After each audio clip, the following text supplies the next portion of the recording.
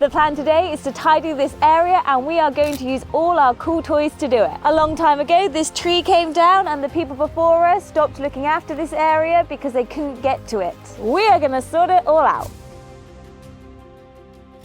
Our new property covers about 10 acres and there's lots of spaces like this that have been left to go wild. 6 months ago we lived in the city, so gone wild meant we'd spotted a weed near the house. But here it means spaces have become unusable and need fixing. The good news is we have the tools to do it. The bad news is we don't really know how to do it. All the gear, no idea, has never been more appropriate, as Jenna demonstrated by crashing the tractor into our car the day before this. Now this particular area, aside from the fallen tree, should be quite a simple one for us to practice our skills on, certainly compared to some of the more hard to reach spots around here. But it's still an important one to get right. The land falls away steeply to the left, making it not the best place to drive the tractor. Once this section is cleared, the tractor will be able to drive a safe distance away from the start of that slope. The first step was to gather up all the fallen wood. Anything that's a decent size will be used for firewood in the house, but most of this was too small and had been rotting on the ground for too long. But that makes it perfect for chipping. And then a little tidying up with a long-handled hedge trimmer just to knock back the worst of the brambles.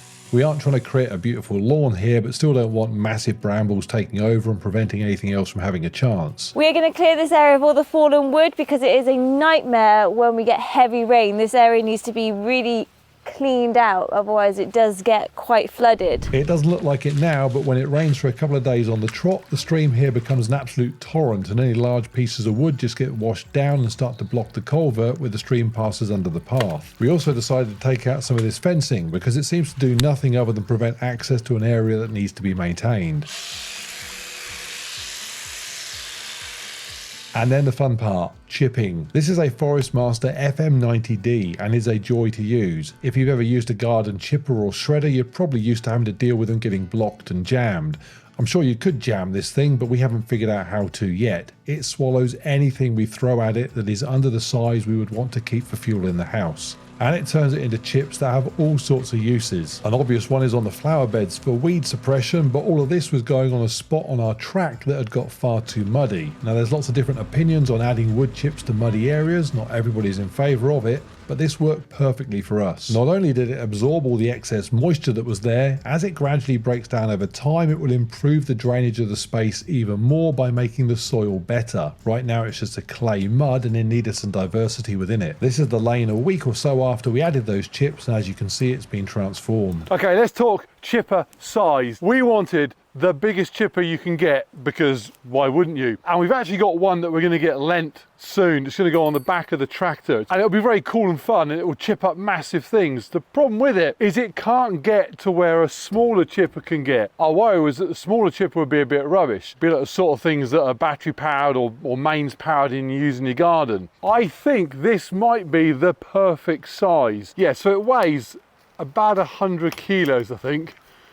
But obviously it's on wheels, so it's not 100 kilos you're lifting up. There are times when I wish it was a bit more powerful and could eat slightly larger bits of wood. In fact, this piece here is getting past its limit. However, I don't think if we'd gone any bigger, we'd be able to move it to some of the cool places we need to move it to that a PTO tractor mounted one is never going to get to at all. So this might be the Goldilocks size chipper. And we're on pretty soggy, horrible ground here as well. And you can see it's pretty straightforward to move around. Bigger is better, but any bigger than this and we'd have struggled with it. First section done. If it doesn't look finished, it's not quite, but we are going to come back to it. We're now moving on to this section up to the fallen tree. Same again, picking up the wood, clearing the bits that the brush cutter can't get to, and then we're going to need the chainsaw to tackle that. So having cleared the area up to the fallen tree, I then cut any small branches off the tree itself. Given this is going to go onto our log burner, we wanted the wood to be free of sticky out bits.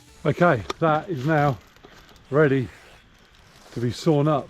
Also, the sun's coming out. What a beautiful day. Now this is the point where the internet gets excited. It seems if you're on YouTube swimming with a shark while jumping from a plane wearing a Red Bull wingsuit and doing steroids, it's all good. but operate a chainsaw in your backyard and suddenly everyone's an expert on exactly how long you have left to live. So no, I'm not a professional lumberjack. I've been using a chainsaw for only a couple of weeks at this point, but I have watched enough videos of people online to know you need to be careful, and certainly didn't chainsaw around any sharks. I was wearing my safety gear, I had confirmed my life insurance was still in force and deleted my internet search history. I was as prepared as I felt necessary. And so with half the tree processed, it was time to take it to one of the Mayor log stores that we got dotted around the place here. At a later date, we would then get it split up and stacked, ready for burning in a couple of winters' time. Although the tree had clearly fallen some years ago, it was still very much alive, and this wood has a lot of drying out to do. I'm not going to be able to go much further than about here. It's one tree that splits into two here, and my chainsaw is no way big enough to come through here. So I think the split's about here, so I can come down to here, but I can't come any further than that. It's going to leave a bit sticking out on the end of the root ball, but that'll be fine. That will still give us loads of room. We should be able to drive the tractor through here as opposed to driving it on the edge of the hill over there. And so the tree is sliced and diced, and moving the second half of the wood to the store was made easier because I used the tractor's grab bucket to masterfully pluck the logs from the ground until I was told to stop messing around and just stick them in the bucket like normal. A couple of trips back and forth and further evidence that the little Izeki tractor we bought was absolutely the right purchase. This thing is small enough to get to the majority of the places around our land where we need to get to, but it is powerful enough to do stuff like this. Before we arrived here, we'd assumed that you just use a large wheelbarrow to move stuff like this around, but had we done that, it would have taken us hours, and then we'd have given up. So with the tree gone, we are on the home straight. There's not much fallen wood in this section, but there's lots of branches hanging quite low which need to come down so that whenever we drive the tractor under this area, we're not clipping them with the roll bar. As before, the chipper absolutely flying through those and really has become a tool we could not live without. Lots of the tasks that our countryside gadgets help us do easily are things that we could get done another way if we really had to. But there is no means of reducing wood to useful chips like this other than a machine like this. And so the final step, out with the Izeki brush cutter. We've used this thing for grass cutting up till now, but this is exactly what it's designed for. If it can run over it, it can chop it to ground level. So it's perfect for reducing areas like this back to something more manageable. And although it looks like it's absolutely destroying everything in its path, in a way it's doing the opposite. Within a few days of completing this job, there were already plants like bluebells starting to come up and take over, where there had previously been nothing but brambles and nettles. Leaving an area like this to just go wild isn't natural, because there are no large predator animals wandering around trampling things down or grazing animals to keep things like brambles under control. Thousands of years ago, there would not have been a brush cutter flying up and down here, but there would have been wildlife doing a pretty similar role. And we also do have acres of land here that we are not going to be clearing like this. In fact, some of it we can't even get to. But for spots like this, where we're going to be walking regularly and want to use the land, getting it under control like this is the best way forward.